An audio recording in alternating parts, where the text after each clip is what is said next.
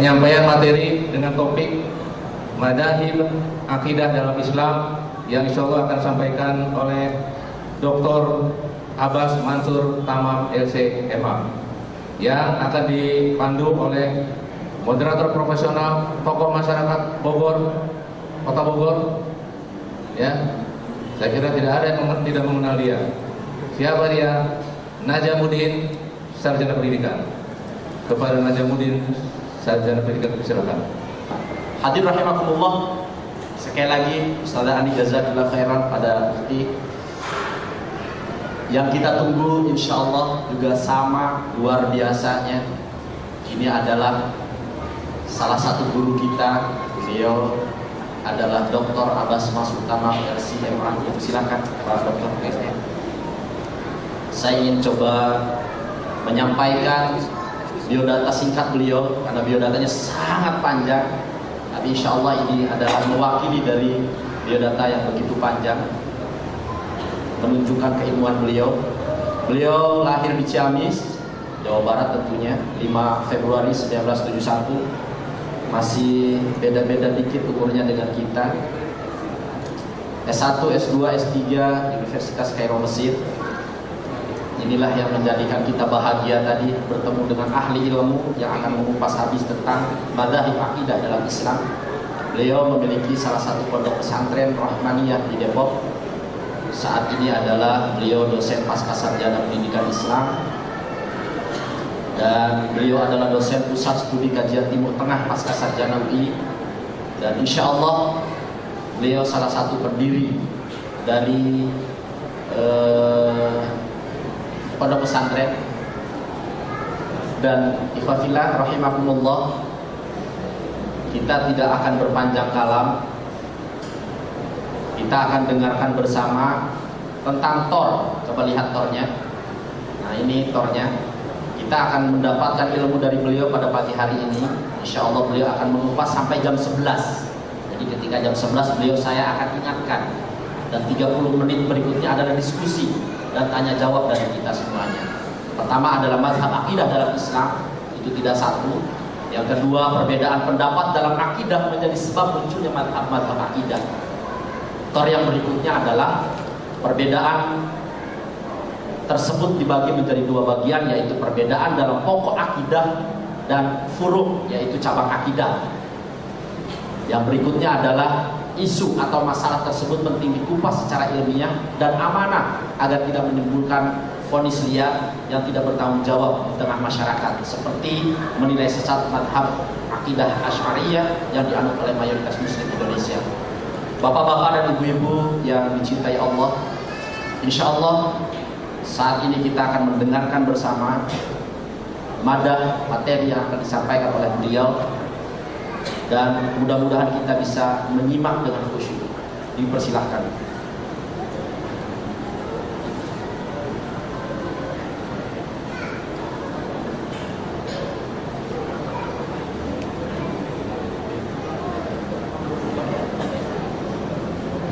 Bismillahirrahmanirrahim. Assalamualaikum warahmatullahi wabarakatuh. Alhamdulillah Rabbil Alamin. Wassalatu wassalamu ala sayyidil mursalin wa ala alihi wa ashabihi ajma'in. Rabbi shrah li sadri wa yassir li amri wa hlul 'uqdatam min lisani yafqahu qawli. Hadirin Bapak Ibu yang saya muliakan,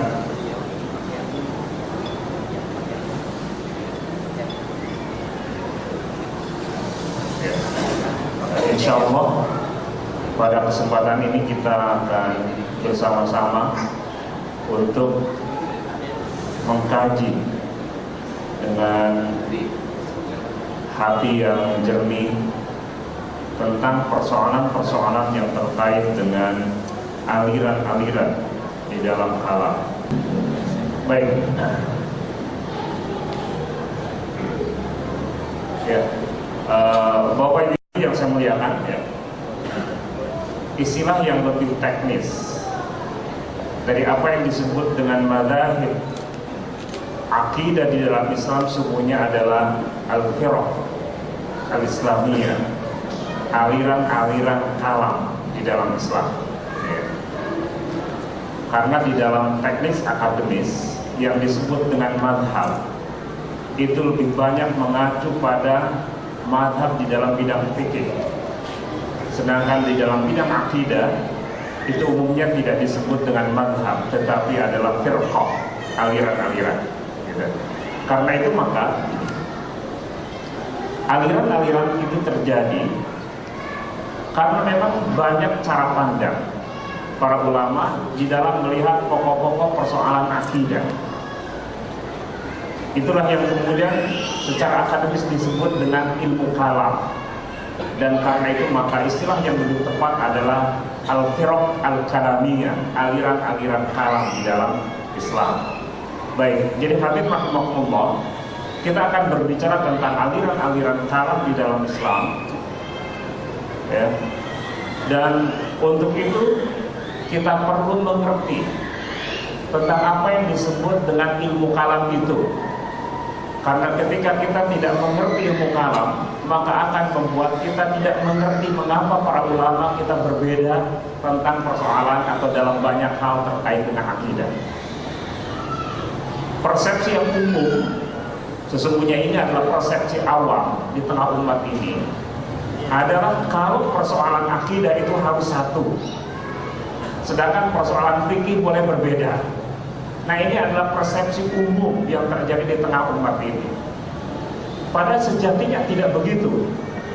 Karena banyak hal yang terkait dengan akidah di dalam Islam itu adalah bagian dari hasil ijtihad. Ketika ia adalah bagian dari hasil ijtihad, maka berarti statusnya sama dengan hasil-hasil ijtihad di dalam bidang fikih, di mana seluruh persoalan ijtihad itu adalah bersifat dhanni, bersifat probabilitas. Karena itu maka diktum yang paling tepat untuk mengungkapkan tentang persoalan hasil ijtihad itu adalah wallahu a'lam. Dan itu berlaku baik dalam bidang akidah maupun juga di dalam bidang fikih. Nah, mari kita mulai dari apa yang disebut dengan ilmu kalam. Definisi yang paling baik tentang apa yang disebut dengan ilmu kalam sejauh yang saya kaji adalah definisi yang disampaikan oleh Izzuddin Al-Qizi. Beliau mengatakan ilmu kalam itu adalah ilmu yang bisa dipergunakan untuk mengukuhkan akidah diniyah, akidah keagamaan, dengan mengetengahkan berbagai hujjah, argumen, dan menolak berbagai syubhat. Apa yang disebut dengan akidah? Akidah adalah sesuatu yang diyakini. Karena itu ia adalah kebalikan dari persoalan-persoalan yang bersifat amali. Akidah ada di dalam benak kita dan karena itu ia bersifat abstrak. Sedangkan amal sesuatu yang lahir dari perilaku anggota tubuh kita. Karena ketika anggota tubuh kita itu melahirkan amal, maka itulah yang disebut dengan syariat. Itu yang disebut dengan fikih terkadang. Ketika akidah itu ada di dalam hati kita, maka ia adalah bersifat i'tiqadi. Karena itu maka sesuatu yang melekat, sesuatu yang kuat ada di dalam hati atau pikiran umat Islam ini. Apa yang disebut dengan agama? Akidah diniyah adalah agama Nabi Muhammad SAW. Jadi yang kemudian dibela oleh ulama-ulama kalam adalah akidah yang dibawa oleh Nabi Muhammad SAW. Karena itu maka meskipun mereka menganggap satu sama lain ketika terjadi perbedaan pendapat itu disebut sebagai lawan, tetapi mereka, para ulama kalam itu tidak pernah mengeluarkan mereka dari seorang ulama atau kedudukan mereka sebagai ulama.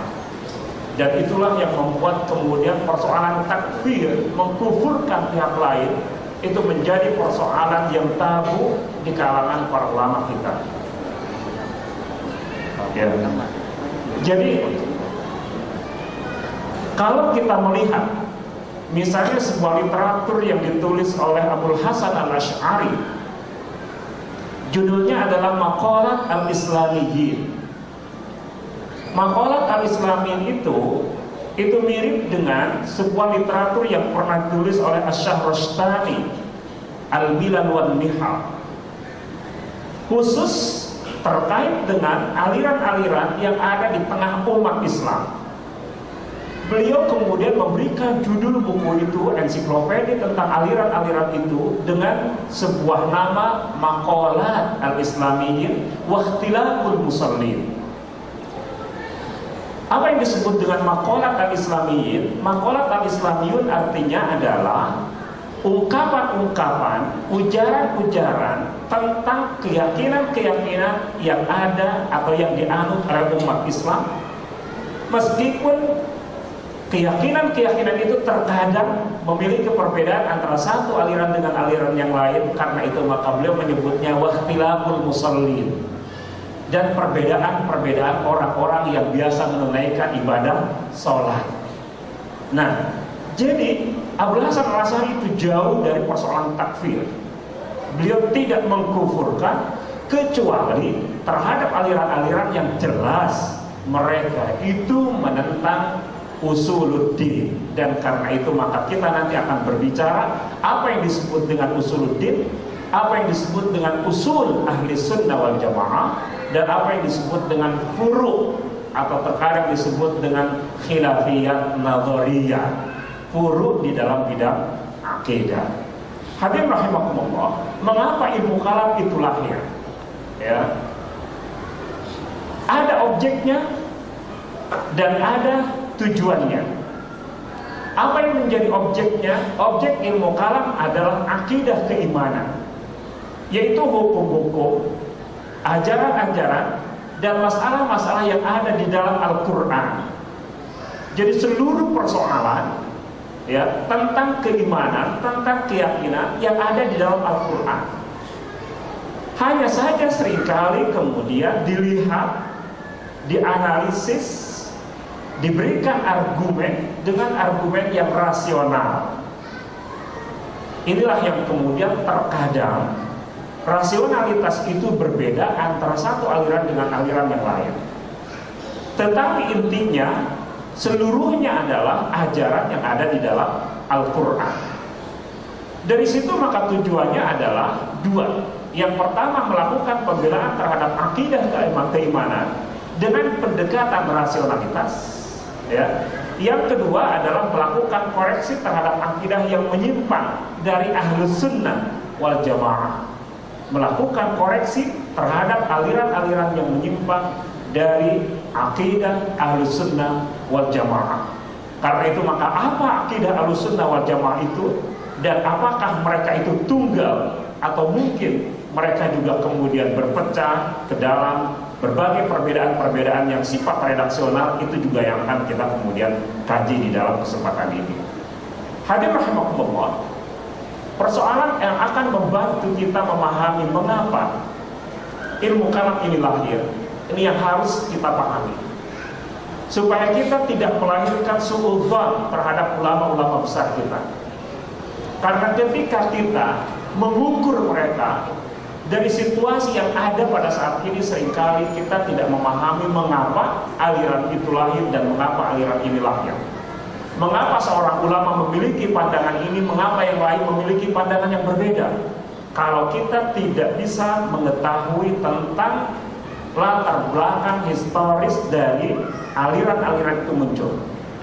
Dan karena itu pula yang harus menjadi kewajiban kita adalah jangan sampai kemudian retorika-retorika sejarah yang lahir karena persoalan-persoalan sosiologis yang lahir pada masanya, ketika persoalan-persoalan sosiologis itu tidak lagi hadir di tengah kita, jangan sampai perselisihan itu kemudian kita angkat kembali seolah-olah kita ingin mengembalikan perselisihan umat di zaman ini ke dalam perselisihan yang pernah terjadi di dalam sejarah. Nah, jadi apa yang membuat ilmu kalam itu lahir? Pertama adalah karena tabiat akal manusia. Orang sering mengatakan setiap kepala itu punya pandangan. Likulli ra'sin ra'yun. Setiap kepala punya pandangan. Apakah para sahabat tidak pernah berbeda pendapat? Siapa bilang? Para sahabat tidak berbeda pendapat. Para sahabat pun itu mengalami perbedaan-perbedaan pendapat di dalam hal-hal tertentu. Apakah tabi'in, tabi'in, mereka hidupnya adalah selalu dalam bentuk yang homogen, di mana mereka seluruhnya dalam berbagai persoalan itu tidak pernah berbeda? Siapa bilang? Nah, karena itu maka tabiat akal manusia ini kemudian berusaha untuk mempertanyakan di awal-awalnya adalah apakah manusia punya pilihan di dalam hidupnya, ataukah manusia itu dalam bahasa kita mirip dengan wayang. Wayang itu gerak-geraknya, alur pembicaraannya tergantung pada keinginan dari dalangnya. Apakah manusia itu memiliki pikiran yang independen dan memiliki kemampuan untuk bisa mengeksekusi pikiran dan keinginan-keinginannya? Orang yang mengatakan itu kemudian melahirkan apa yang disebut dengan qadariyah, di mana manusia memiliki kudrat, kemampuan untuk mengeksekusi pikiran dan keinginannya. Lahirlah kemudian apa yang disebut dengan Mu'tazilah. Tetapi ketika ada kelompok lain yang mengatakan bahwa manusia tidak memiliki kuasa atas dirinya, seluruh apa yang terjadi di dalam hidupnya adalah semata-mata karena ia ditentukan oleh Allah, maka lahirlah apa yang disebut dengan Jabariyah, fatalisme.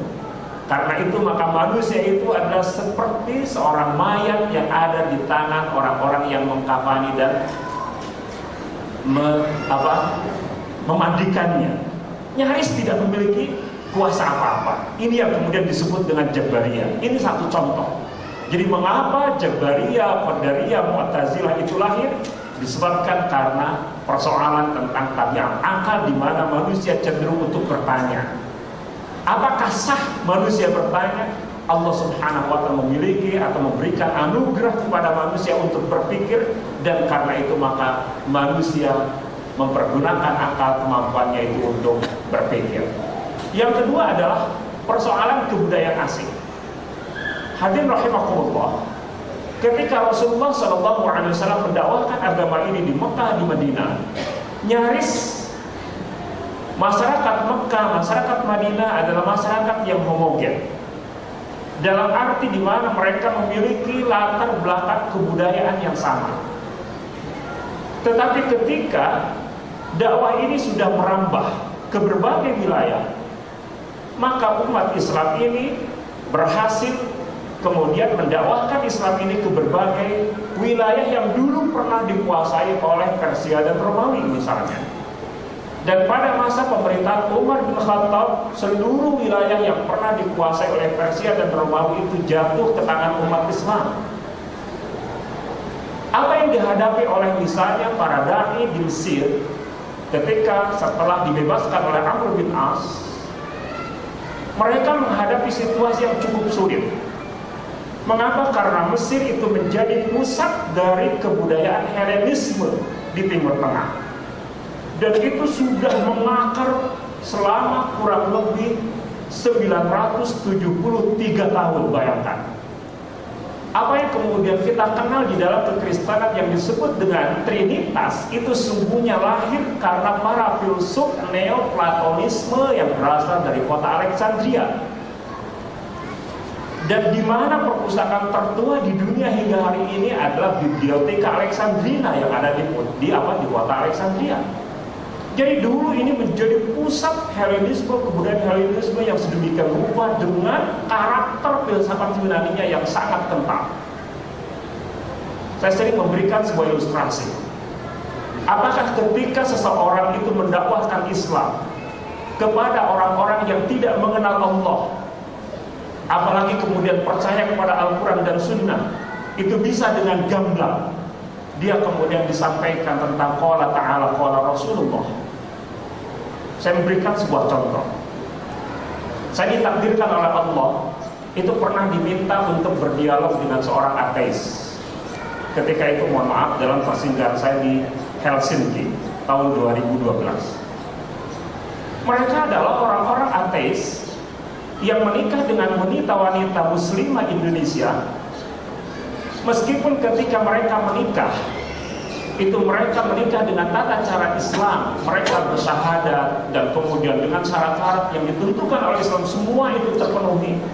Tetapi setelah itu mereka tidak peduli lagi dengan persoalan syahadat dan lain sebagainya. Mereka kembali pada habitat semulanya sebagai orang-orang yang ateis. Dan karena itu mereka bingung, apa yang harus kami lakukan? Sudah lahir ya anak-anak putra-putri kami dari mereka. Apakah kami harus meninggalkan dan cerai dengan mereka? Akhirnya kemudian mereka meminta agar saya berdialog dengan mereka untuk membuat mereka kembali ke pangkuan Islam. Salah seorang di antara mereka itu bercerita dengan sangat semangat, menggambarkan tentang keyakinannya tentang Darwinisme, bahwa semua itu terjadi dalam proses yang sangat lama, ia berevolusi dan tidak ada yang disebut dengan seorang pencipta. Maka saya kemudian membuat sebuah ilustrasi, ya. Saya menceritakan tentang Menara Eiffel, menceritakan tentang Menara Pisa, menceritakan tentang piramid yang ada di Giza di Mesir. Saya ceritakan bahwa semua itu bullshit kalau ada orang yang mengatakan ia telah dibuat, telah dibangun oleh seseorang. Itu semua adalah ada dengan sendirinya. Panjang lebar saya bercerita tentang itu. Pada akhirnya kemudian apa yang Anda katakan tentang orang yang mengatakan bahwa piramid itu ada dengan sendirinya, tidak ada yang membuatnya, dan bahwa batu-batu granit itu datang dari Aswan, perjalanan 650 km dari arah selatan Mesir mereka, batu-batu granit itu berjalan sendiri, memotong-motong sendiri, kemudian menumpuk-numpuk sendiri sehingga jadi apa yang disebut dengan piramid. Dia mengatakan orang yang mengatakan itu adalah gila. Maka saya katakan, sekarang mana yang lebih besar? Piramid, Menara Eiffel, Menara Pisa? Apakah ia lebih besar dari alam semesta ini? Jelas dia mengatakan itu tidak ada apa-apanya. Saya katakan bahwa kalau itu ada dengan sendirinya disebut sebagai orang gila, lantas apa yang harus saya katakan tentang Anda yang mengatakan bahwa alam semesta ini ada dengan sendirinya? Dia mengatakan, oke. Setelah lama berpikir dia mengatakan, baik, kalau begitu saya setuju dengan Anda bahwa alam semesta ini ada yang menciptakan dan Anda menyebutnya adalah Allah. Kalau Anda menyebutnya adalah Allah dan bahwa alam semesta ini diciptakan oleh Allah, pertanyaan saya kata dia, siapa giliran yang menciptakan Allah itu? Nah, ini satu contoh. Dia menerima bahwa alam semesta ini ada yang menciptakan setelah dia marah ketika saya mengatakan itu kan sebuah teori evolusi Darwin. Dia mengatakan bahwa ia adalah kebenaran, tetapi pada akhirnya dia menerima tentang Allah yang menciptakan alam semesta ini yang menjadi bayangan saya. Kalau pendekatan-pendekatan yang saya lakukan terhadap dia adalah bahwa saya menyampaikan Allah berfirman, Rasulullah SAW bersabda, kira-kira dia mau menerima gak kalau alam semesta ini ada yang menciptakan, yaitu Allah Subhanahu wa Ta'ala? Ini satu contoh, hadirin rahimakumullah, bahwa tidak mudah mendakwahi orang-orang non-muslim, apalagi orang-orang yang memiliki latar belakang ideologi dan filsafat tertentu. Karena itu maka ulama-ulama kita dulu mendalami aliran-aliran filsafat yang mereka miliki itu, ideologi-ideologi yang mereka akui itu, anut itu, untuk kemudian dengan logika-logika yang sama, ya, memasukkan agama ini, dan itulah yang membuat kemudian dalam waktu yang sangat singkat Mesir itu berhasil diislamkan, berhasil diarabkan. Inilah yang kemudian menjadi prestasi sejarah, dan itu disebabkan karena ulama-ulama kita tidak a priori dengan keyakinan-keyakinan, aliran-aliran filsafat yang berkembang pada saat itu. Itulah yang membuat kita harus memikirkan ulang bagaimana agar Islam ini bisa diterima oleh berbagai aliran, ya, yang hadir pada saat ini. Bagaimana kemudian Islam ini bisa diterima oleh akal-akal orang liberal. Bagaimanapun mereka adalah objek-objek dakwah. Ya, kalau kita kemudian menyuguhkan pada mereka argumen-argumen yang tidak sesuai dengan kadar intelektualitas mereka, maka sampai kapanpun mereka tidak akan pernah menerima kembali Islam ini sebagai agama yang dianutnya. Hadir rahimakumullah, itu sebuah contoh. Yang ketiga adalah nas-nas agama itu bisa dipahami secara harfiah, rasional, atau mujarrad. Mengapa Imam Syafi'i itu berbeda dengan pandangan-pandangan gurunya Imam Malik. Mengapa Imam Syafi'i berbeda pandangannya dengan gurunya yang menjadi murid-murid dari Abu Hanifah? Mengapa Imam Ahmad berbeda pandangannya dengan gurunya Imam Asy-Syafi'i? Semua itu terjadi disebabkan karena mereka berpijak dari nas-nas agama, nusus diniyah, baik ayat-ayat Al-Quran, hadis-hadis Rasulullah, asar-asar para sahabat, tabi'in dan seterusnya, yang kemudian mereka pahami dengan konteks ijtihad yang berbeda, dan itu tidak hanya terjadi di dalam persoalan-persoalan yang sifatnya fiqhiyah, tetapi juga terjadi dalam hal-hal yang sifatnya i'tiqadiyah.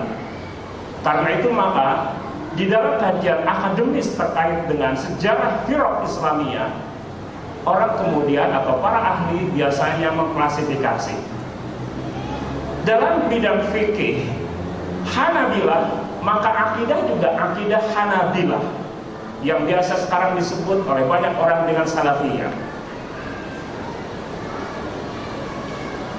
Abu Hanifah itu menjadi induk dari ijtihad fikih yang kompatibel dengan fikih Hanafiyah, itu adalah Maturidiyah.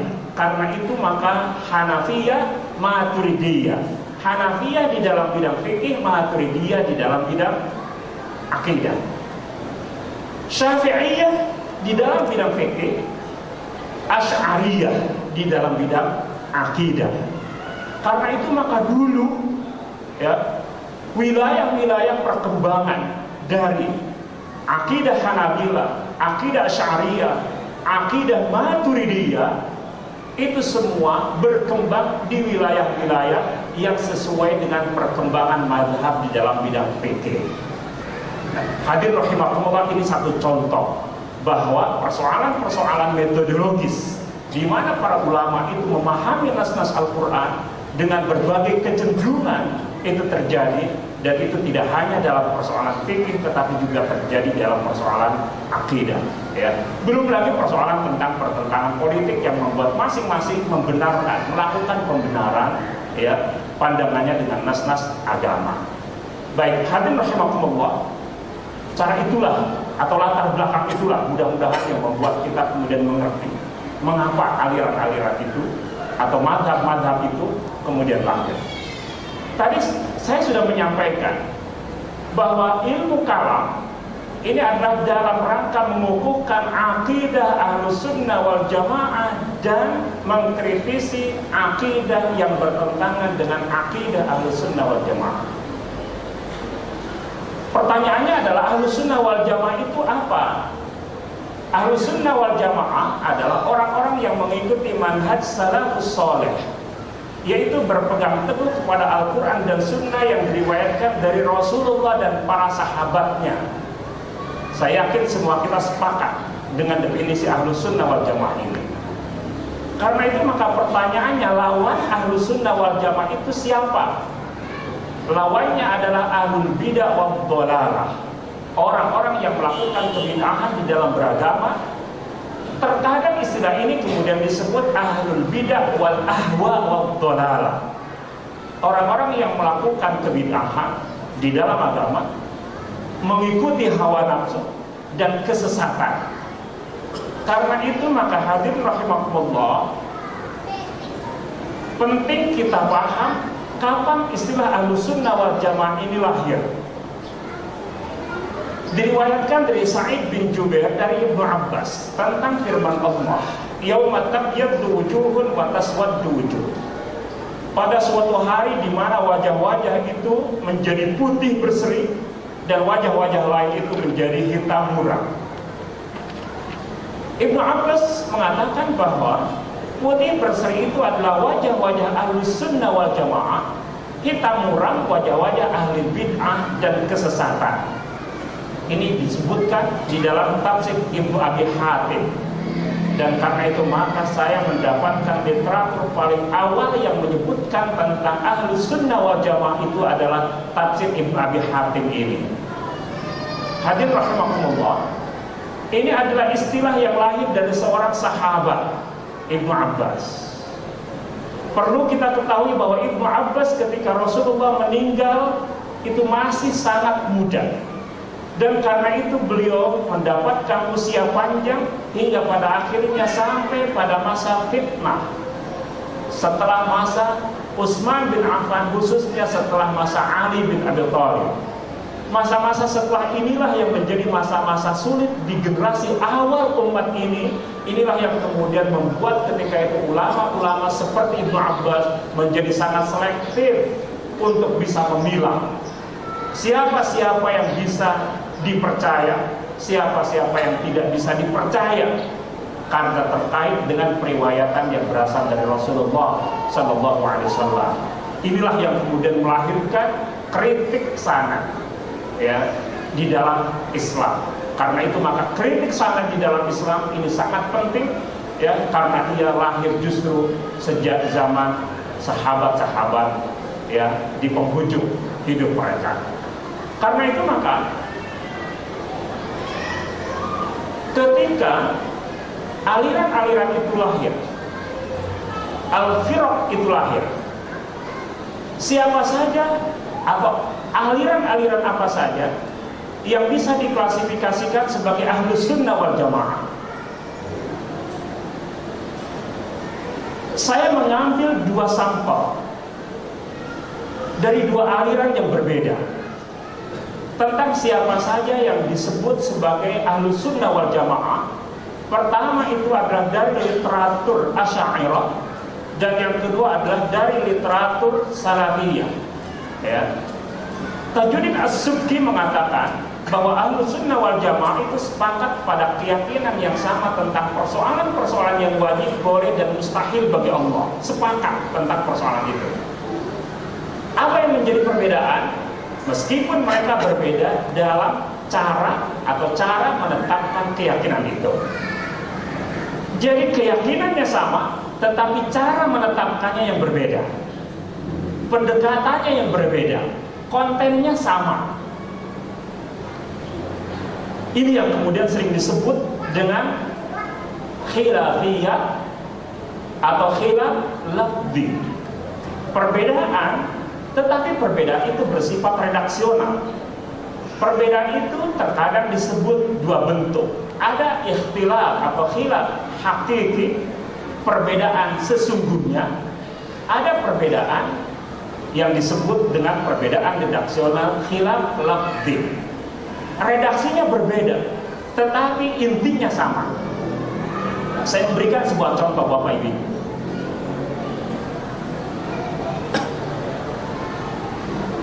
Akidah Thahawiyah yang beraliran Maturidiyah, Hanafiyah itu sekarang sudah diadopsi dan menjadi buku resmi dari akidah Salafiyah. Ya, karena itu diterbitkan oleh Kementerian Urusan Agama dan Irsyad Dakwah di Saudi Arabia. Kemudian sering ditulis sebagai fil aqidah salafiyah. Sesungguhnya ia adalah akidah Maturidiyah Hanafiyah.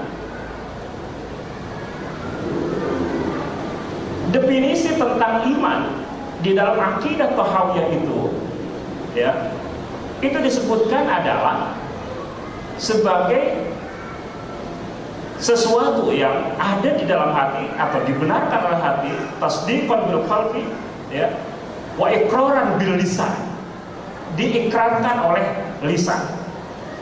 Minus satu hal, yaitu diamalkan oleh anggota badan.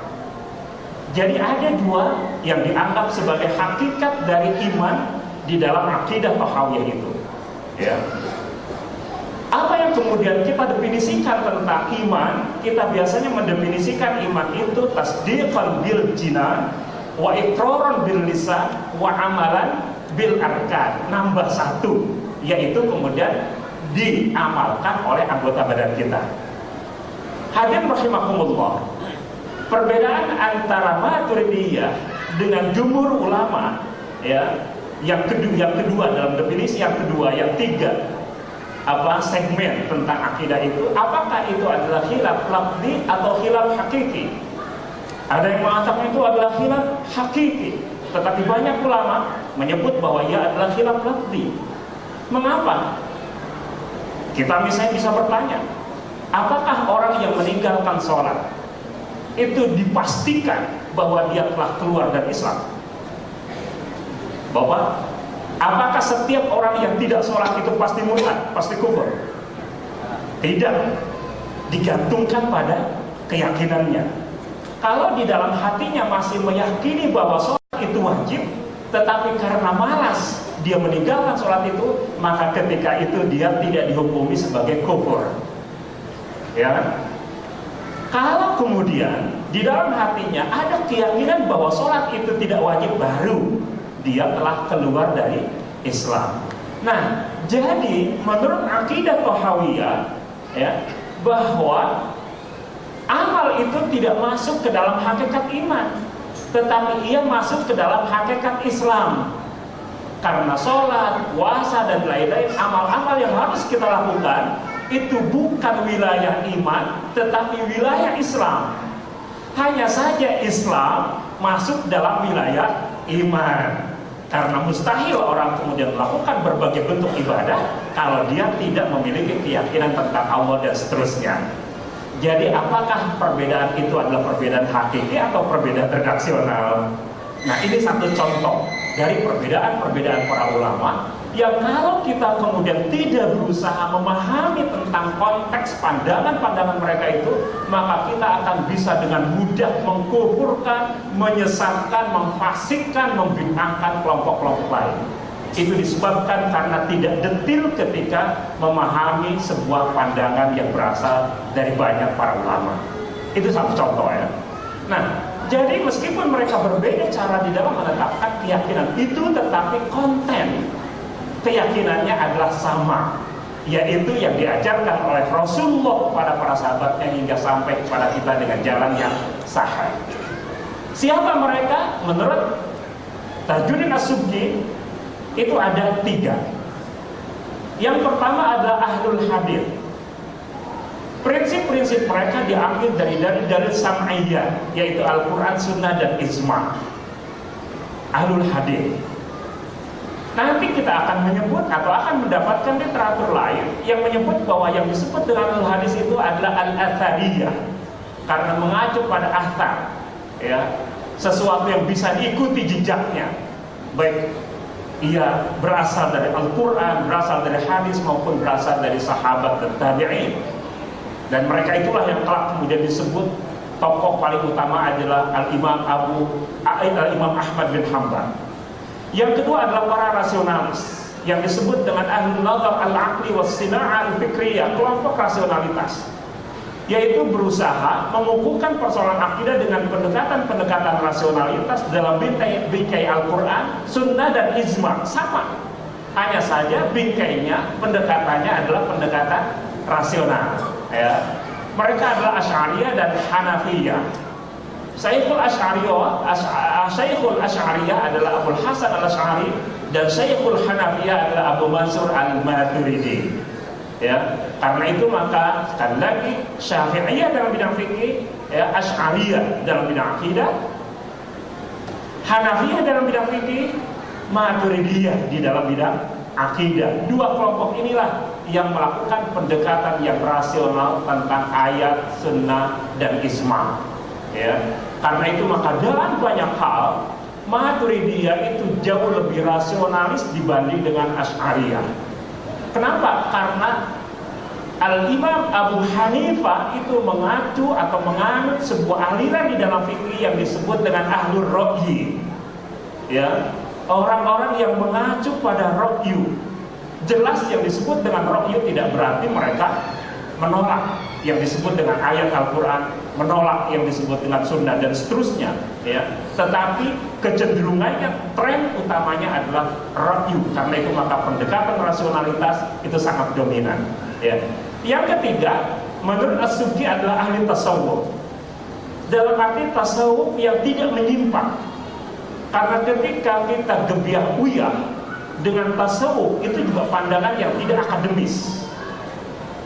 Tasawuf itu memiliki jalur yang sangat banyak. dari yang sangat Qur'ani sampai kemudian yang sangat filosofis. Dari Al-Imam Al-Junaid sampai kemudian Ibn Arabi misalnya. Bahkan kemudian muncul dalam kajian akademis apa yang disebut dengan tasawuf Syiah. Bahkan kemudian muncul apa yang disebut dengan tasawuf Yahudi, muncul apa yang disebut dengan tasawuf Nasrani misalnya. Dalam kajian-kajian akademis itu muncul dan menjadi satu kajian. Karena itu maka yang dimaksud di sini adalah ahlu tasawuf dalam arti tasawuf sunni yang berpegang teguh pada pokok-pokok ajaran Al-Quran, Sunnah, Ijma' dan seterusnya. Ya, inilah yang terkadang disebut dengan at-turuq al-mu'tabarah, aliran-aliran mereka yang memiliki ya ajaran-ajaran yang lurus yang tidak bertentangan dengan semua itu. Ya. Di sisi lain, Muhammad bin Ahmad As-Safaridi Al-Athari Al-Hambali, ini saya dapatkan dari literatur Lawami Al-Anwar. Dia adalah aliran Salafiyah, Hanabilah, Athariyah. Beliau mengatakan bahwa ahlu sunnah itu sungguhnya ada 3 kelompok. Yang pertama adalah Al-Athariyah, imamnya adalah Ahmad bin Hanbal. Ya. Yang kedua adalah Al-Ash'ariyah, imamnya adalah Abu Hasan Al-Ash'ari. Dan yang ketiga adalah Al-Maturidiyah, imamnya Abu Mansur Al-Maturidi. Mudah-mudahan kita bisa mengenal ya setidaknya Al-Athariyah dengan Al-Asy'ariyah, karena ini aliran yang hadir di tengah masyarakat kita. Sedangkan Maturidiyah itu umumnya tidak hadir di tengah masyarakat kita karena wilayah penyebarannya adalah wilayah-wilayah penyebaran mazhab Hanafiyah, ya, seperti misalnya Turki, Albania, Afghanistan, Pakistan, India misalnya. Ini adalah wilayah-wilayah penyebaran mazhab Hanafi, dan karena itu maka akidah yang mereka pegang adalah akidah Maturidi.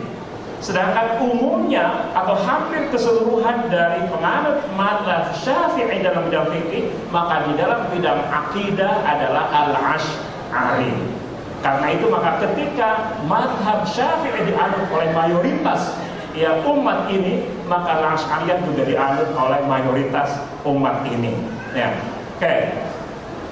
Bukankah kita mengenal di dalam hadis bahwa yang disebut dengan al-firqah an-najiyah, kelompok yang selamat itu satu, yang lain itu adalah sesat dan akan menjadi penghuni neraka? Ya, tetapi tahukah yang satu itu ada berapa jenis? Ini persoalannya. Ya, Al-Mazrui misalnya, ya, mengutip sebuah pandangan dari Abdullah bin Khalaf Ad-Dihyah. Beliau mengatakan bahwa 3 kelompok itu disebut dengan al-firqah an-najiyah, kelompok yang selamat.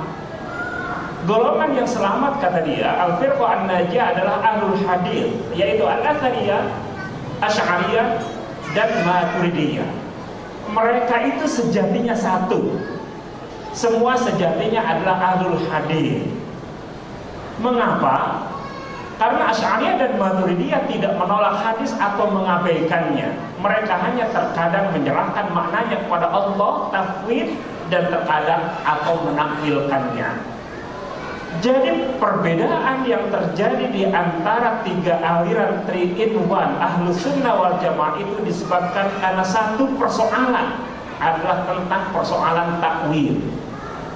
Maka persoalan takwil ini menjadi akar dari perselisihan 3 kelompok dari Ahlus Sunnah wal Jamaah itu. Apakah Al-Asy'ariyah atau Maturidiyah tidak mengakui tafwid? Siapa bilang? Ya.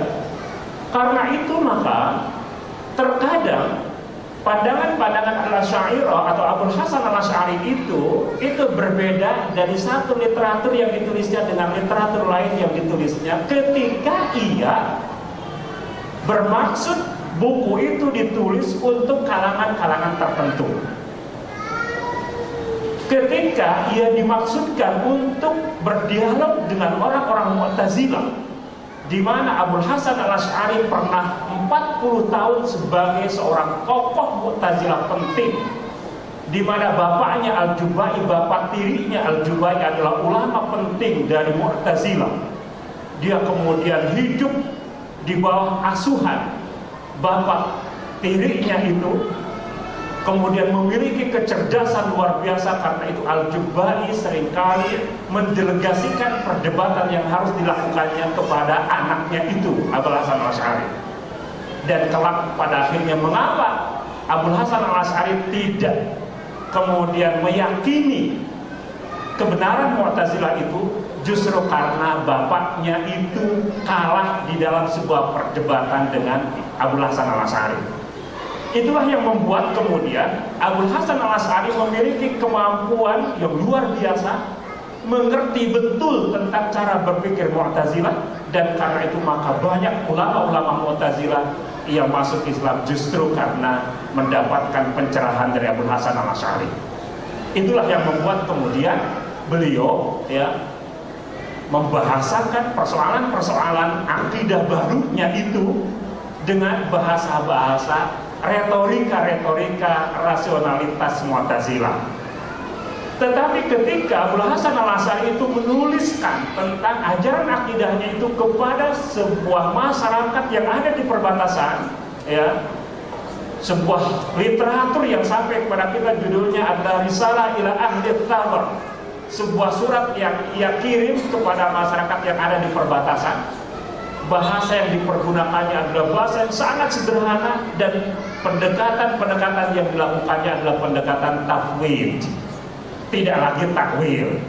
Karena itu maka ulama-ulama Asy'ariyah memandang bahwa tafwid dan takwil adalah dua pendekatan yang sah di dalam memahami nas-nas yang mutasyabihat. Ketika orang yang dihadapinya tidak membutuhkan takwil, maka yang harus disampaikannya adalah tafwid. Tetapi ketika tafwid tidak bisa diterima dengan lugas, maka dia harus dipahamkan dengan pendekatan takwil. Inilah yang menjadi manhaj dari Asy'ariyah. Oke. Jadi ketika kelompok itu semuanya satu, sama-sama mengikuti jejak khabar atau hadis, dan mengambil athar. Itulah sebabnya kemudian kita sampai pada satu kesimpulan bahwa Ahlus Sunnah wal Jamaah itu adalah 3-in-1, 3 di dalam satu, sebagai kelompok atau firqah an-najiyah. Itulah yang kemudian kita menyebutnya sebagai Ahlus Sunnah wal Jamaah. Hadirin rahimakumullah, perlu kita pahami bahwa persoalan-persoalan akidah itu tidak satu, tidak tunggal, tetapi ia terbagi ke dalam 3 kelompok. Ada persoalan yang merah, yang kuning, dan yang biru atau hijau. Persoalan merah itu adalah usuluddin, dasar-dasar agama. Karena ia adalah dasar-dasar agama, maka melabraknya akan membuat dia berubah status dari mukmin menjadi kufur. Hati-hati dalam persoalan ini. Para ulama kita tidak memberikan toleransi di dalam perbedaan yang sifatnya usuluddin. Satu contoh, para ulama tidak berbeda pendapat ketika menyikapi sebuah firqah, aliran dari kalangan Syiah yang disebut dengan Ghurabiyah. Ghurabiyah itu adalah satu aliran di kalangan Syiah yang meyakini bahwa telah terjadi kesalahan malaikat Jibril di dalam menurunkan wahyunya. Karena Ali bin Abi Thalib itu sama persis profilnya dengan Muhammad SAW. Jibril itu harusnya menurunkan wahyu kepada Ali bin Abi Thalib. Karena kemiripan itu, maka kemudian salah alamat, jadinya turun kepada Muhammad.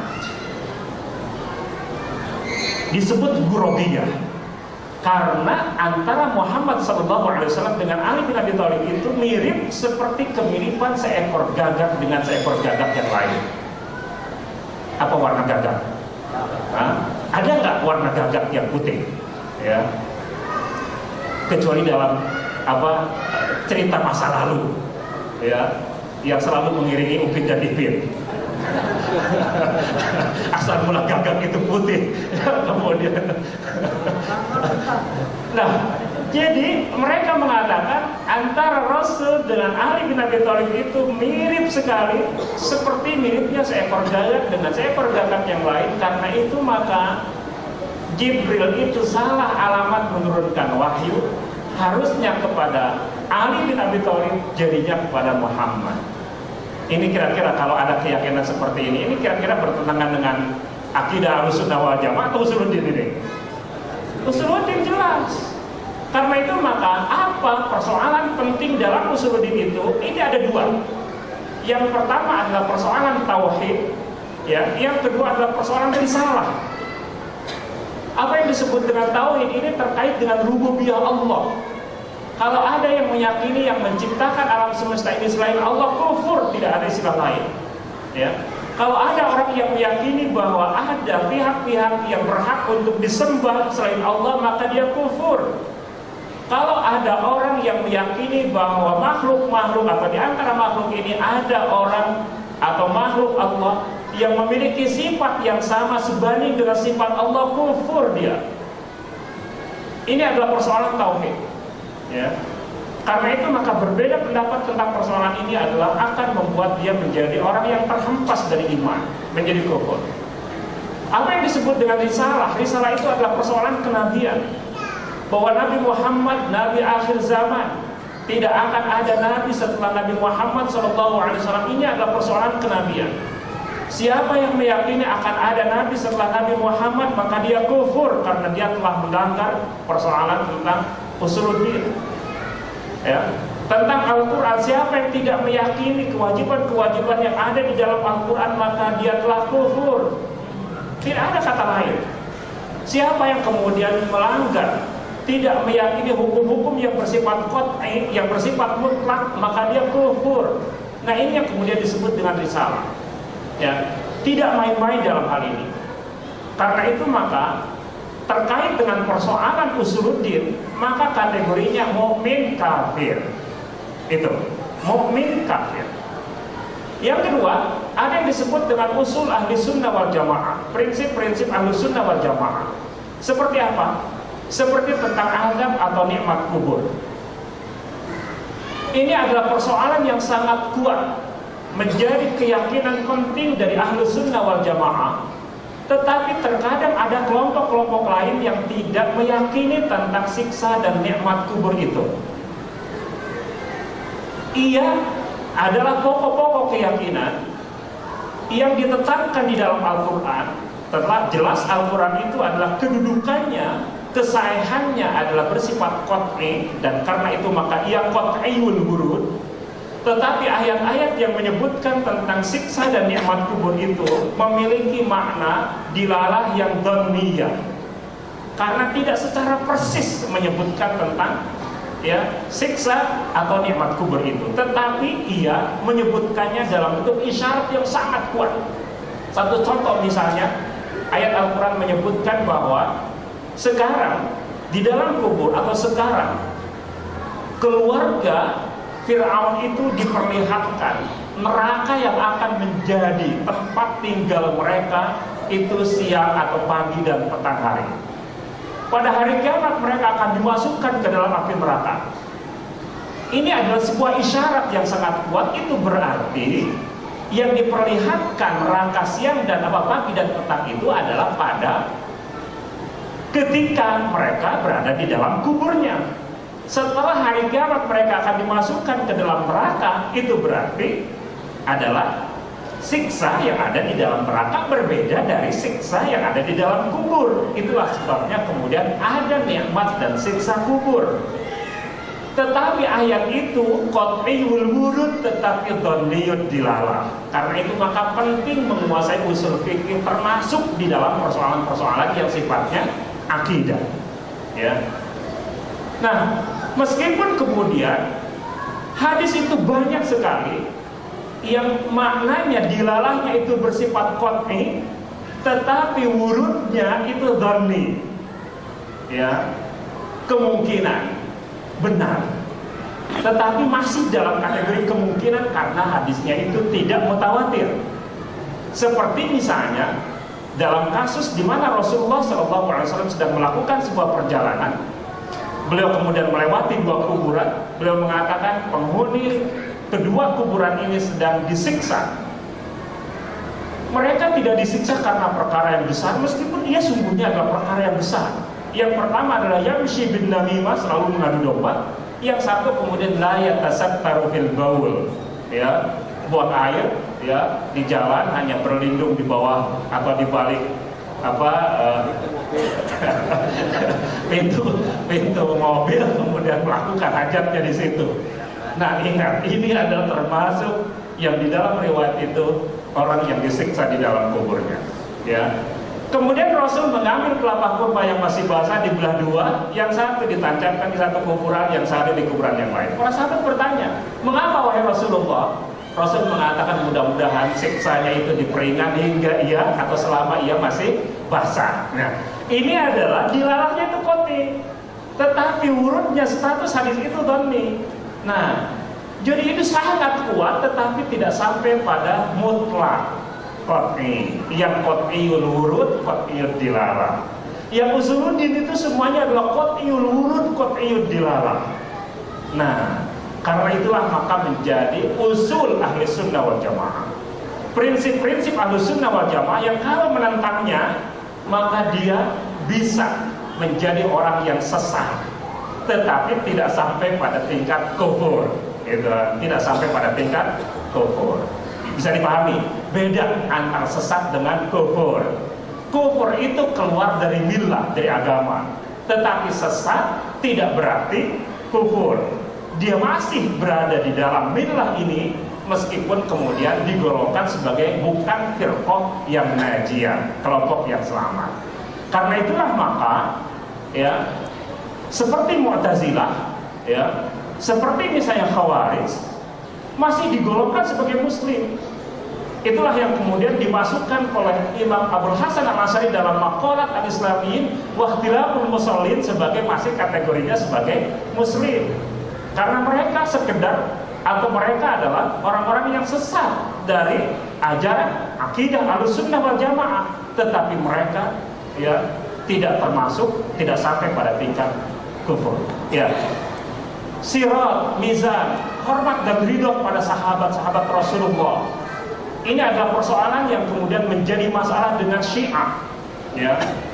Karena itu maka para ulama kita seringkali melihat ya, karena persoalan akidah adalah persoalan yang zahir, di mana al-hukmu bidh-dhawahir kaidahnya adalah kita menghukumi dari sisi yang nampak, wallahu tawalla sarair.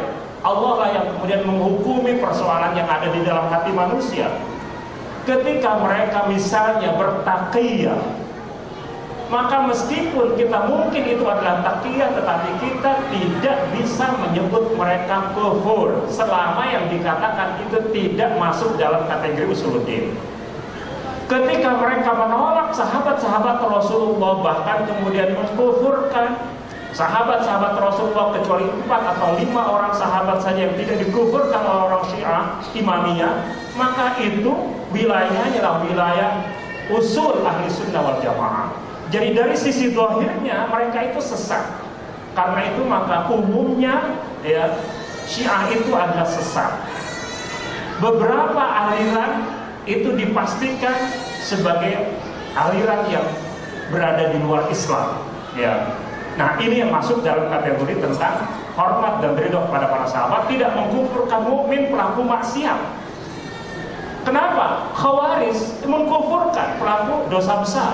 Mu'tazilah menyebut bahwa orang yang melakukan dosa besar sementara mereka meninggal sebelum bertaubat itu, maka posisinya adalah al-manzilah baina manzilatain.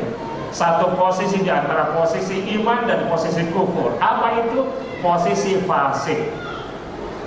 Tetapi di akhirat kelak tidak ada ruang ketiga, imma surga wa imma neraka. Karena itu maka Mu'tazilah menyebut orang yang melakukan dosa besar tidak sempat bertaubat sampai ia meninggal dunia, maka posisinya berada di dalam neraka dan kekal di dalamnya. Nah, ahli sunnah wal jamaah itu sepakat bahwa dosa sebesar apapun digantungkan pada kehendak Allah. Kalau Allah berkenan mengampuni, Allah akan mengampuninya dan dia bebas dari api neraka. Jika Allah tidak berkenan mengampuninya, maka ia akan dimasukkan ke dalam api neraka untuk kemudian dimasukkan ke dalam surganya. Nah, ini adalah persoalan usul ahli sunnah wal jamaah. Nah, yang ketiga adalah persoalan guru di dalam bidang akidah. Hadirin rahimakumullah. Apakah ada persoalan guru di dalam bidang akidah itu? Saya berikan sebuah contoh. Ketika Rasul Shallallahu Alaihi Wasallam itu dimi'rajkan oleh Allah sampai Sidratul Muntaha, bertemu dengan siapa Rasulullah Shallallahu Alaihi Wasallam itu? Semua kita akan mengatakan bertemu dengan Allah. Tetapi pertanyaannya adalah, yang dilihat oleh Rasulullah Shallallahu Alaihi Wasallam itu adalah zat Allah atau nur cahaya? Sayyidah Aisyah mengatakan yang dilihat oleh Rasulullah adalah nur cahaya. Ibnu Abbas mengatakan yang dilihat oleh Rasulullah itu adalah Allah dengan zatnya. Apakah terjadi perbedaan antara Aisyah dengan Ibnu Abbas? Ya. Kalau saya tanya, siapa yang ahlus sunnah di antara Aisyah dengan Ibnu Abbas? Jelas dua-duanya adalah ahlus sunnah wal jamaah. Tetapi ketika ia berbeda dalam persoalan itu, nah ini adalah perbedaan dalam wilayah yang sifatnya furu'. Karena itu maka kedudukan persoalan ini sama dengan perbedaan furu' di dalam bidang fikih. Ya, kunut tidak kunut, jangan kemudian saling menyesatkan, jangan saling membid'ahkan. Ya. Demikian misalnya perbedaan tentang apakah bacaan Al-Quran itu akan sampai kepada orang yang meninggal dunia atau tidak sampai. Jangan kemudian saling membid'ahkan, saling memfasikan, ya saling menyesatkan. Ini adalah persoalan tentang furu' di dalam bidang fikih. Ya, sama juga furu' itu terjadi dalam bidang akidah. Nah, jadi hadirin rahimakumullah, ya, itu adalah gambaran tentang madzhab. Ya, karena kalau berbicara tentang persoalan ada Asy'ariyah, ada Maturidiyah, ada Hanabilah, ternyata memang waktunya hanya 1 jam. Ya, biasanya persoalan-persoalan ini disampaikan dalam 1 semester. Karena itu maka tidak mungkin 1 jam itu bisa mengcover keseluruhan persoalan itu. Tetapi mudah-mudahan dari apa yang tadi disampaikan itu bisa memberikan gambaran umum ya tentang mazahib atau firaq, dan mudah-mudahan kita kemudian bisa mengambil spiritnya, yaitu spirit kemudian tidak mudah melakukan generalisir, tidak mudah kemudian menghukumi, tetapi kemudian mudah-mudahan kita terpacu untuk mengkaji lebih jauh dari perbedaan-perbedaan itu. Saya kira itu ya. Jazakumullah khair atas perhatian Bapak dan Ibu semua, dan saya kembalikan ke Ustaz. Jazakumullah khair kepada Ustaz. Insyaallah kita langsung kepada sesi berikutnya adalah tanya jawab. Termin pertama 3 orang, 2 bapak-bapak dan 1 ibu-ibu. Silakan. Ustaz bawa dulu. Jadi 2 silakan. Assalamualaikum warahmatullahi wabarakatuh. Nama dia dari Ustaz, saya ingin menanyakan terkait huruf di dalam harus sudah yang warna kuning itu Ustaz. Usul. Apakah tadi yang menjadi pembeda antara Mu'tazilah dan Jabariyah yang meyakini tentang seseorang itu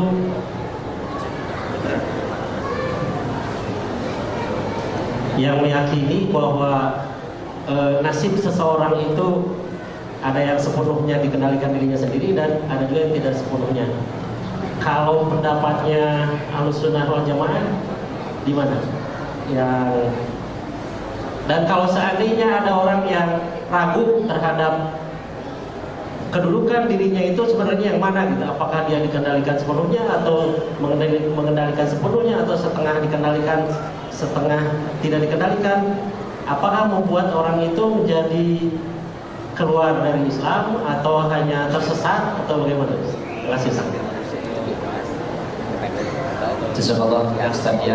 Berikutnya silakan. Ya. Saya Hanif dari Bogor Utara. Sebenarnya agak panjang, cuman ini dipersingkat aja. Tapi nanti mohon izin Ustaz untuk berdiskusi setelah kajian itu. Pertama, yang pertama ingin menanggapi mungkin ada yang kurang Ustaz. Jadi pada pandangan saya, jadi ada yang perbedaan dalam poin-poin akidah ini adalah berdasarkan pengalaman batinnya secara yang mereka yakini. Para ulama itu mendapatkannya seperti apa yang mereka rasakan baru dituliskan gitu, sehingga ada peranan hati di situ yang Allah berikan. Nah ya, pertanyaannya adalah Ustaz mohon jelaskan yang pertama tentang al-ihsan dan yang kedua tentang karomah. Ya, cukup kita saja. Dari ibu-ibu ada yang mewakili? Dari ibu-ibu ada? Ada. Di atas. Oh iya. Ibu bagaimana ya caranya? Ada. Oh ada. Bismillahirrahmanirrahim. Assalamualaikum warahmatullahi wabarakatuh. Ustaz, tadi salah satu yang latar belakang kenapa ada ilmu Bisa kalam. agak dekat bu, mic-nya bu, gak Ini kedengeran. udah dekat banget kan? Dari bahasan tentang ilmu kalam tadi adalah untuk memberikan jawaban-jawaban kritis dengan logika, nalar dan seterusnya. Lalu kemudian tadi dijelaskan juga bahwa ada kalanya kita harus mentafsir sebuah ayat atau mentakwilnya. Kalau seperti orang awam seperti kita, berarti tidak perlu menganalisa sebuah ayat atau sebuah pemahaman dengan logika atau seperti apa, Ustaz? Terus kapan kita harus tauhid, kapan kita harus takwil, dan sejauh mana kewenangan dalam tanda kutip seorang awam seperti kita untuk mentakwil sebuah ayat? Apakah ketika kita mengambil sebuah pemahaman dalam sebuah ayat itu termasuk mentakwil yang dibolehkan, atau itu bukan kewenangan kita sebagai seorang awam? Misalnya kita mengambil sebuah pelajaran dari sebuah teks tanpa kita bermaksud untuk mentafsirkan teks ayat itu. Terima kasih. Assalamualaikum warahmatullahi wabarakatuh. Salam jazakallah Ibu Uis. Ustaz ada 3 pertanyaan, 3 penanya, Pak Dia, Pak Hanif, sama Ibu Isman. Ya, terima kasih ya Bapak Ibu ya. Pertama adalah tentang perbedaan di sekitar takdir ya. Apakah itu adalah bersifat ya perbedaan yang sifatnya adalah usul atau furu ya. Dan bagaimana pandangan Ahlussunnah wal Jamaah tentang persoalan takdir ya. Saya ingin memulai dari pandangan Ahlussunnah wal Jamaah tentang takdir.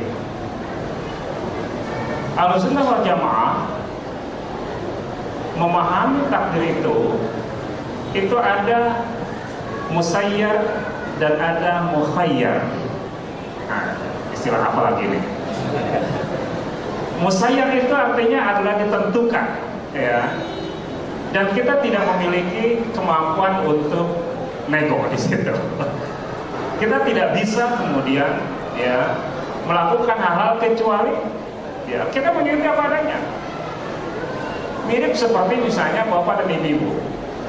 Apakah bapak dan ibu bapak pernah minta nawar kepada Allah untuk menjadi laki-laki? Ya, apakah ibu pernah nawar kepada Allah untuk menjadi perempuan? Apakah kita pernah nawar kepada Allah untuk menjadi anak dari si fulan dan dari si fulanan? Nah, ini satu contoh ya bahwa ada persoalan-persoalan di dalam diri manusia itu yang sifatnya musayyar ya, karena itu maka ditentukan apa adanya oleh Allah. Allah lah yang menentukan. Nah, hadirin rahimakumullah, dalam persoalan-persoalan lain ya, manusia juga terkadang tidak memiliki pilihan ya. Para ulama biasanya menyebut ya, soal musibah. Musibah itu adalah mesayar. Siapa yang mau milih untuk mendapatkan musibah? Kan tidak ada orang yang kemudian milih untuk mendapatkan musibah dari Allah. Tetapi mengapa seorang itu mendapatkan musibah dan dia tidak bisa mengelak darinya? Nah, inilah yang disebut dengan takdir musayyar, di mana ketetapan Allah secara sepihak. Allah dengan iradatnya, dengan kudratnya, dengan ilmunya, memberikan sesuatu kepada seseorang sesuai dengan ilmunya itu, sesuai dengan kudrat dan iradatnya.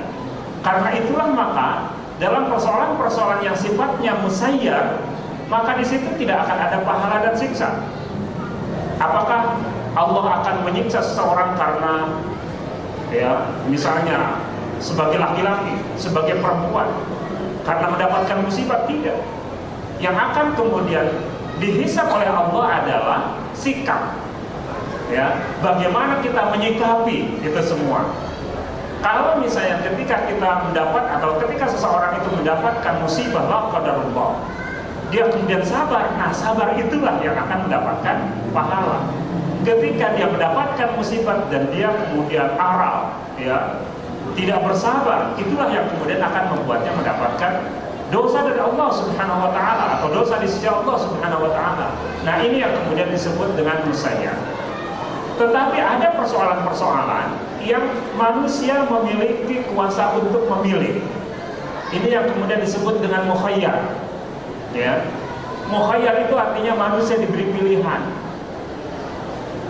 Bapak Ibu, apakah hadir ke tempat ini karena paksaan atau karena pilihan sendiri?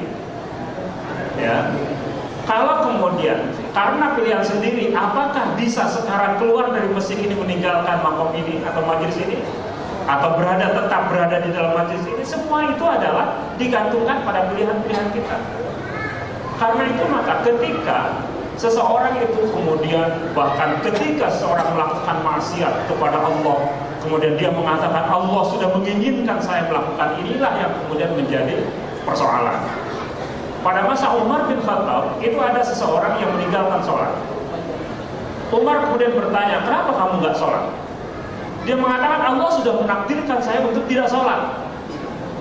Ini Umar kemudian mengambil pelapah kurma itu, dipukulkan ke betisnya. Apa yang dikatakan oleh Umar? Kamu sudah maksiat, nyalahkan Allah lagi. Gitu. Dia kan maksiat karena dia tidak sholat. Tetapi dengan maksiat yang dilakukan, dia malah menyalahkan Allah karena Allah telah menakdirkan dia untuk tidak melaksanakan sholat. Nah, hadirin rahimakumullah, bukan berarti Umar menolak bahwa apa yang terjadi dengannya itu sebagai takdir. Karena apapun yang terjadi dengan kita pada akhirnya adalah takdir. Hanya saja takdir itu ada sesuatu yang kita pilih atau bisa kita pilih, ada sesuatu yang tidak bisa kita pilih. Abu Ubaidah ketika dalam sebuah ekspedisi itu akan berangkat ke Syam, bersama Umar bin Khattab. Kemudian datang kabar gembira bahwa di negeri Syam itu sedang dilanda wabah taun, ini adalah penyakit menular, seperti misalnya flu babi, misalnya flu burung, gitu, dan lain sebagainya. Ini yang mewabah. Kemudian Umar bin Khattab menghentikan, perjalanan pasukannya itu. Sahabat itu kemudian mengatakan, Umar bin Khattab, mengapa engkau lari dari takdir Allah? Itu kan dianggap lari dari takdir Allah. Bahwa kemudian kena penyakit, tidak kena penyakit, kan itu semua itu sudah ditakdirkan oleh Allah Subhanahu wa taala. Kenapa harus lari? Ketakutan seperti itu. Umar kemudian mengatakan, andai saja obrolan itu tidak keluar dari engkau. Artinya tidak selayaknya seorang sahabat mulia itu kemudian memiliki pandangan-pandangan seperti itu. Umar kemudian mengatakan, kita lari dari takdir Allah menuju takdir Allah yang lain. Beliau kemudian mengatakan, coba kalau engkau menggembala kambing, kemudian ada tempat yang gersang, rumput-rumput itu tidak hijau, kemudian ada tempat lain yang rumputnya hijau. Kebetulan kambing kau itu sedang berada di tempat yang rumputnya itu gersang. apa yang akan dilakukan? Memindahkan kambing itu ke tempat yang rumputnya hijau. Nah, jadi berada di sini sebagai takdir ketika itu sudah terjadi, ya.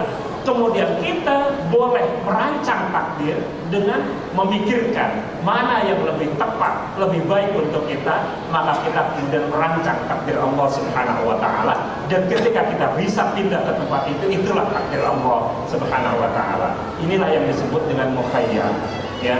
Karena itu maka manusia tidak boleh fatalistik.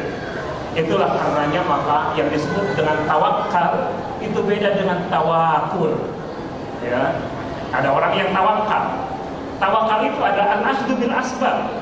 Dia mengambil, ya, berusaha agar bisa sampai kepada apa yang dikehendakinya.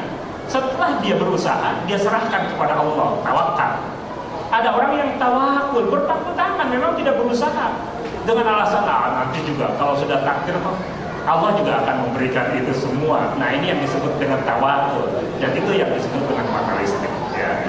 Jadi itu adalah akidah Ahlussunnah wal Jamaah, manusia di antara musayyar dengan mukhayyar. Nah, persoalan kemudian, apakah seperti Jabariyah itu menolak takdir Allah?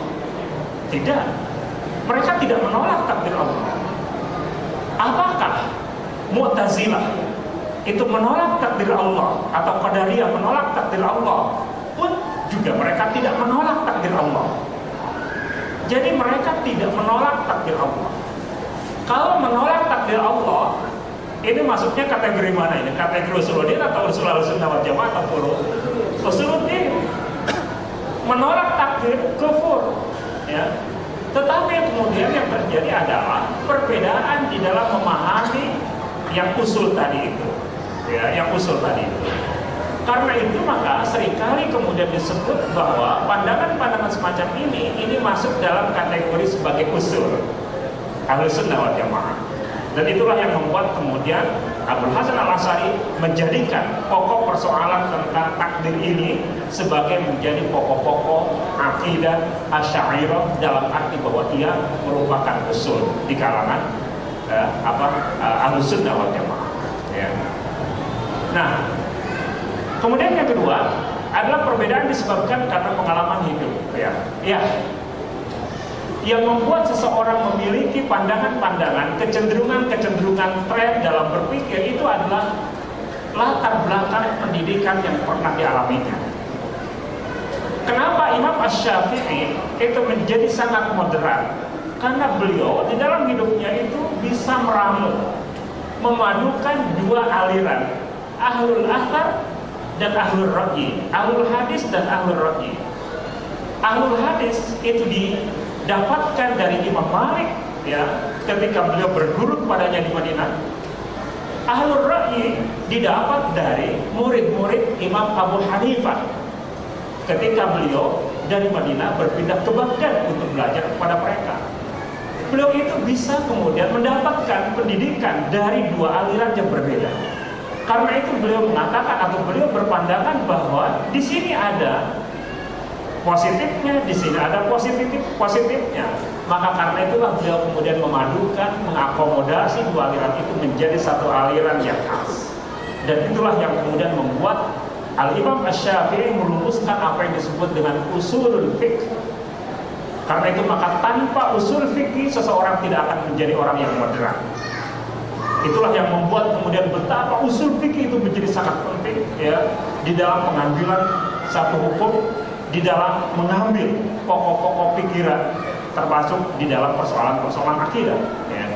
Nah, jadi benar, ya, bahwa ia disebabkan atau banyak dipengaruhi oleh latar belakang pendidikan kebudayaan yang pernah menjadi bagian dari pengalaman hidupnya. Apa yang disebut dengan ihsan? Ihsan itu jelas, anta abdallaha ka'annaka tarahu fa in lam takun tarahu fa innahu yarak. Jelas di situ. Saya kira tidak ada perbedaan tentang persoalan ihsan. Yang kemudian menjadi persoalan adalah tentang karomah. Karena karomah diperdebatkan antara Ahlussunnah dengan Mu'tazilah. Mu'tazilah itu menolak adanya karomah. Kenapa? Karena kalau ada karomah, maka dimungkinkan persoalan kenabian itu akan terkontaminasi. Karena yang menjadi bukti kebenaran seorang nabi bahwa ia mendapatkan risalah dari Allah Subhanahu wa taala adalah persoalan mukjizat, kejadian luar biasa. Apa yang disebut dengan karomah? Karomah juga adalah kejadian luar biasa. Ya. Nah, Mu'tazilah mengatakan kalau karomah itu dimungkinkan terjadi, maka sangat mungkin kemudian ada orang yang ngaku-ngaku nabi, ya, karena orang kemudian membenarkannya karena dia bisa mendatangkan sesuatu yang tidak biasa, ya, khawarij bil adah itu. Karena itu maka mereka mengatakan tidak, karomah itu tidak ada. Bagaimana Ahlussunnah wal Jamaah? Ahlussunnah wal Jamaah memandang bahwa karomah itu sabit ada. Karena itu maka ketika Umar bin Khattab suatu hari Jumat ketika beliau sedang berkhutbah di atas mimbarnya di Madinah, pasukan-pasukan Syriahnya, pasukan yang tidak diikuti oleh Amirul Mukminin sedang berada di Qadisiyah di Irak, itu terlihat oleh Amirul Mukminin dari mimbarnya, dari atas mimbarnya sedang terdesak oleh pasukan musuhnya. Kemudian Umar spontan berteriak, "Ya Sariyah al-Jabal al-Jabal." Wahai Sariyah, naik ke gunung, naik ke gunung. Ketika mereka kemudian pulang ke Madinah, mereka mengatakan, kami dalam posisi terdesak. Ketika itu kami mendengar suara Umar menyuruh kami untuk naik ke gunung, kami mengikuti instruksinya.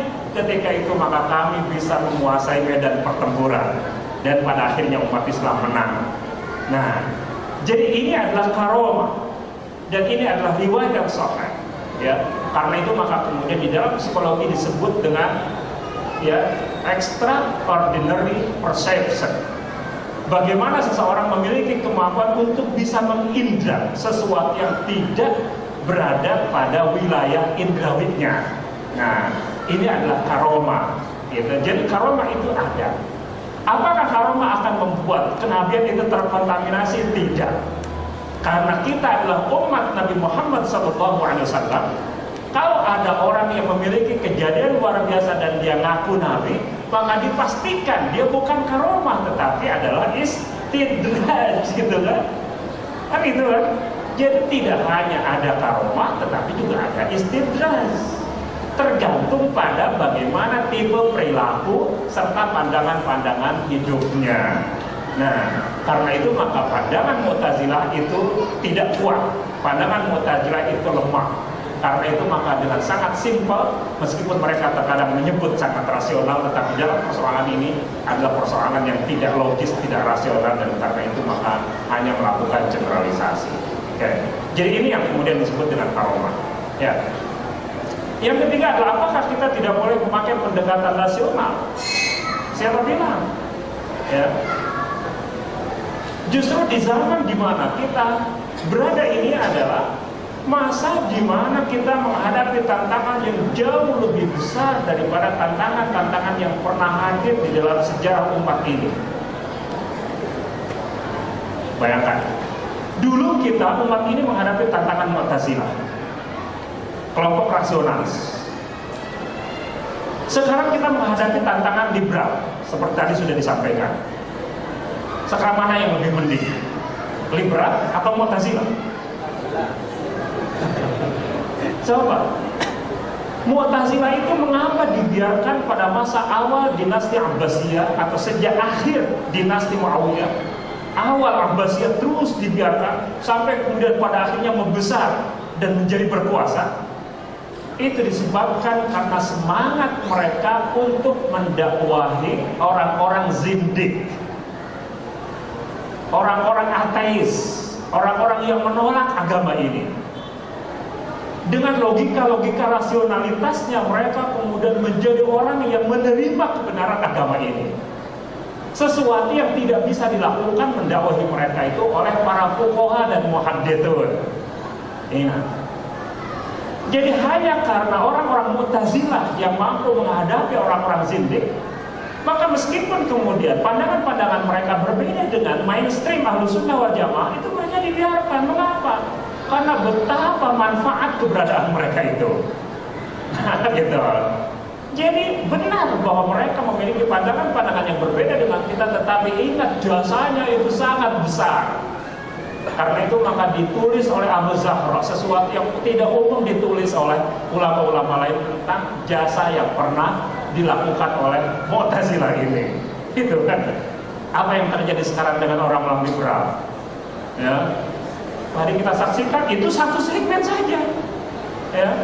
Segmen-segmen yang lain mendekonstruksi Al-Quran, mendekonstruksi akidah dengan pluralisme agamanya, mendekonstruksi konsep wahyu dengan anggapan bahwa Al-Quran itu adalah produk budaya dan bukan sesuatu yang diwahyukan oleh Allah. Persoalan apa ini? Persoalan usuluddin itu, ya kan? Persoalan ketuhanan, persoalan kemudian risalah, itu persoalan usuluddin. Meskipun kita harus berhati-hati untuk tidak melakukan takfir, tetapi persoalan tentang ketuhanan, ya, itu adalah persoalan usuluddin. Persoalan risalah, persoalan usuluddin. Siapa yang neko-neko macam-macam dalam persoalan ini, maka ia melabrak tentang satu wilayah yang merah. Ya.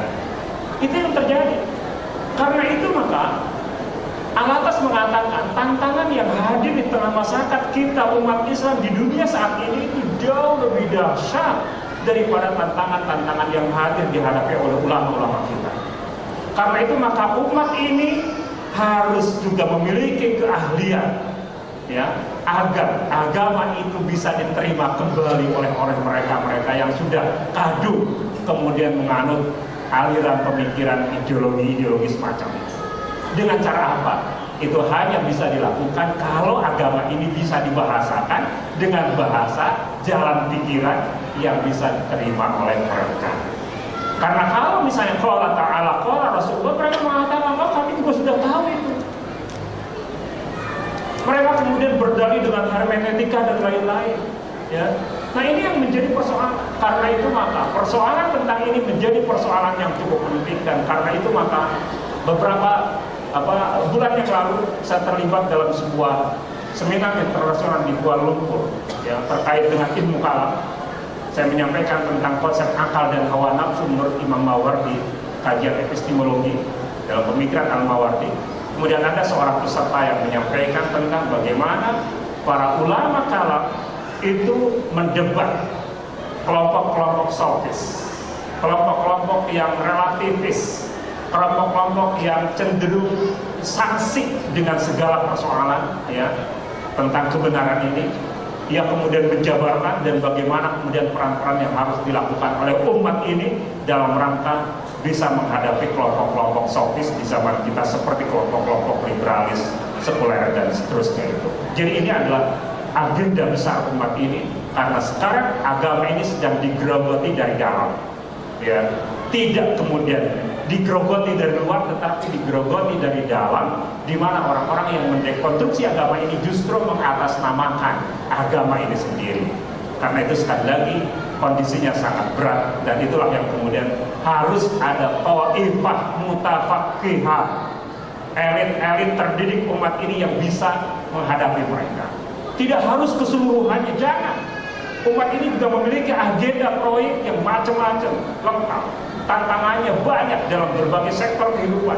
Jangan semuanya fokus menghadapi mereka, tapi hadapi mereka itu oleh sekelompok orang yang memang bisa mengkhususkan dirinya untuk menghadapi mereka. Itulah yang membuat kita harus toleran dengan perbedaan-perbedaan di antara umat ini ketika perbedaan itu bersifat positif. Ya, jangan karena pikirannya tidak sama dengan kita lantas kemudian dengan mudah takfir, tabdid, taksib, itu kemudian mudah keluar dari lisan kita. Waliyadzubillah. Kita harus bisa menganalisis, ya, positif negatifnya, kesesuaian pertentangannya dengan ajaran-ajaran yang ada di dalam akidah kita. Inilah yang harus kemudian kita lakukan. Mudah-mudahan semua kita menjadi orang yang toleran dalam bidang yang harusnya toleran, ya, menjadi orang-orang yang bisa strike dalam wilayah-wilayah yang seharusnya memang hitam putih, gitu. Baik. Enggak penting. Ada 8 menit lagi, tinggal disepakati apakah kita perlu satu sesi lagi. Yang takwil. Oh iya, takwil. Baik, ya. Takwil, kapan takwil itu Ustaz belum dijawab. Betul, baik. Saya lupa, ya. Padahal sudah saya tulis gitu, ya, cuma tidak terlihat. Ya. Baik, saya selesaikan waktunya untuk menjelaskan takwil dan takwil. Ya. Hadirin rahimahumullah. Apa yang disebut dengan takwil dan takwil? Tafwid itu menyerahkan maknanya itu kepada Allah. Mengambil ya makna zahir, tetapi kemudian ditakwil secara global untuk kemudian makna sesungguhnya itu apa, serahkan kepada Allah. Apa yang disebut dengan takwil? Takwil itu kita mengambil pemihakan terhadap suatu makna yang mungkin di balik makna zahir sebuah kalimat. Itu yang disebut dengan takwil. Ya. Saya nggak tahu ini bisa ditangkap nggak nih? Saya melihat masih. Oke, gini satu contoh ya, gitu, contoh. Ketika kita mengatakan tangan, seseorang berkuasa dengan tangan besi. Apakah yang disebut dengan tangan besi adalah tangan seperti para perompak, ya, yang tangannya itu dari besi? Ya, kan tidak begitu. Tangan besi itu artinya dia berkuasa dengan diktator. Berkuasa dengan diktator itu adalah dibalik makna tangan besi. Karena tangan itu ini, besi adalah ya logam yang kita ketahui. Itu makna bahasanya dari tangan besi. Ketika kemudian kita memahami tangan besi itu sebagai penguasa yang diktator, itu sebenarnya adalah takwil. Ya, itu takwil ya. Nah, ketika Allah Subhanahu wa taala menyebutkan yadullahi fawqa aydihim, tangan Allah di atas tangan mereka. Yang disebut dengan yad ini di dalam makna bahasanya. Ya. Persoalannya adalah apakah ini yang dimaksud dengan tangan Allah di atas tangan mereka? Kalau itu yang dipahami, maka itu masuk kategori mujassimah. Ya, melakukan personifikasi atau tajsim. Seolah-olah Allah itu memiliki anatomi tubuh. Dan itu tidak boleh. Ini adalah bertentangan dengan usul. Ya. Bahkan usuluddin. Karena itu maka di situ ada dua pendekatan. Yang pertama adalah pendekatan tafwid, yang kedua adalah pendekatan takwil. Orang yang melakukan pendekatan takwil bisa memastikan atau bisa kemudian menentukan makna yang dipilih sebagai makna yang mungkin, tapi bukan makna yang mutlak, bukan makna yang definitif. Ini adalah makna yang mungkin ada di balik kata yad itu. Apa itu? Yad itu bisa berarti kudrah, kuasa. Karena itu maka kuasa Allah di atas kuasa mereka. Ini adalah makna yang mungkin dari kalimat yadullahi fawqa aydihim. Ini pendekatan takwil. Bagaimana dengan pendekatan tafwid? Ya, pendekatan tafwid itu adalah memastikan bahwa yang dimaksud dengan kalimat yad itu bukan yad ini. Ya. Karena sekali lagi kalau menentukan seperti yad ini mujassimah, tidak boleh itu. Maka karena itu maka tafwid itu setengah dari takwil. Kenapa setengah takwil? Dia memastikan bahwa yang dimaksud dengan kalimat yadullah bukan ini, bukan tangan seperti kita ini. Apa itu? Wallahu a'lam. Nah, ini yang disebut dengan takwil. Jadi sebenarnya pendekatan antara takwil dengan tafwid itu sebenarnya perbedaan yang sifatnya lafzi atau hakiki. Nah, ini yang kemudian diperdebatkan. Ulama-ulama Asy'ariyah memandang itu semuanya adalah khilaf lafzi, perbedaan yang sifatnya redaksional. Tetapi yang lain terkadang menyebut itu adalah khilaf hakiki. Ya, karena tidak boleh seseorang untuk melakukan takwil, dan itulah sebabnya sesungguhnya akar perselisihan di antara 3-in-1 ahli sunnah wal jamaah sesungguhnya adalah persoalan ini. Persoalan tentang bolehkah takwil atau tidak. Karena itu maka seorang ulama seperti misalnya Ibnu Katsir, ya, ketika beliau itu melakukan pendekatan yang luar biasa tentang bagaimana beliau itu bisa menghadirkan tafsir bil maksud terbaik, ya, tetapi karena kemudian beliau menakwil kemudian dihempaskan dari ulama yang bisa diambil atau bisa dipercayai. Pertanyaan saya adalah, kalau kita menghempaskan ulama-ulama yang melakukan takwil, kira-kira bisakah kita berislam? Ini ekstrim. Bisakah kita berislam kalau kita kemudian menegasikan ulama-ulama yang melakukan takwil sebagai ulama-ulama yang tidak bisa dipercaya? Apakah Imam Bukhari tidak melakukan takwil?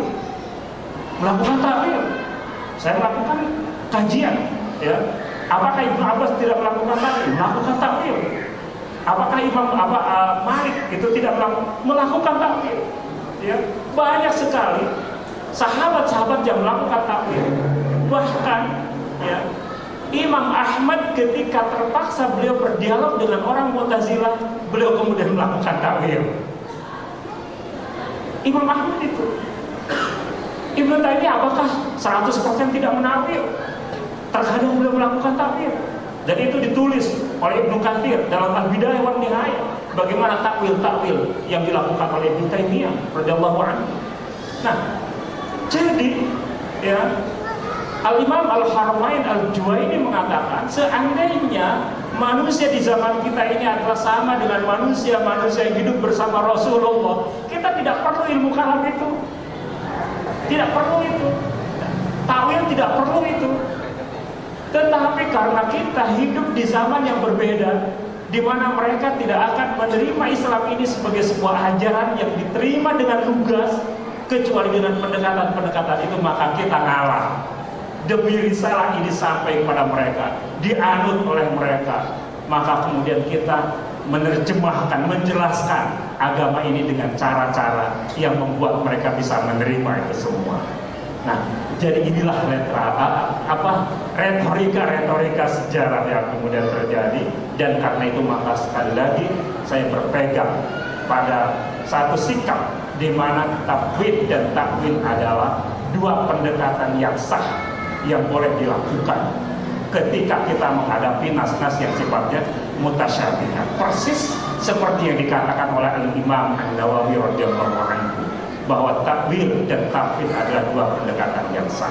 Kita tidak menolak orang yang melakukan takwil, tidak juga kemudian menolak orang yang melakukan takwil karena kepentingannya. Tetapi kita pun kalau tidak ada tantangan tidak harus menakwil. Tetapi ketika berhadapan dengan orang yang ngeyel, yang kalau tidak ditakwil dia tidak menerima, terpaksa kita melakukan itu. Saya kira itu, ya.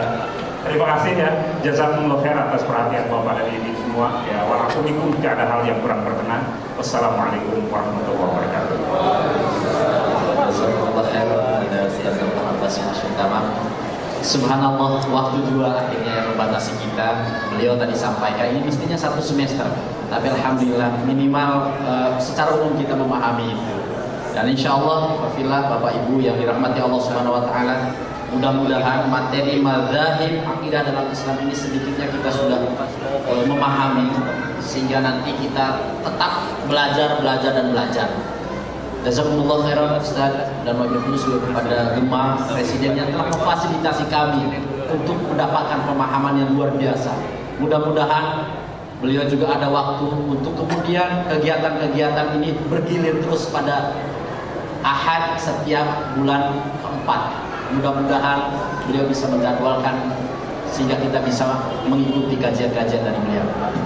Bapak, Ibu yang saya hormati dan semoga dimuliakan Allah, mohon maaf lahir batin apabila ada hal yang kurang berkenan dalam penyampaian kalimat, bahasa dan lain sebagainya. Saya serahkan berikutnya kepada MC Bapak Najib. Billahi taufiq wal hidayah, wa afu minkum. Wassalamualaikum warahmatullahi wabarakatuh.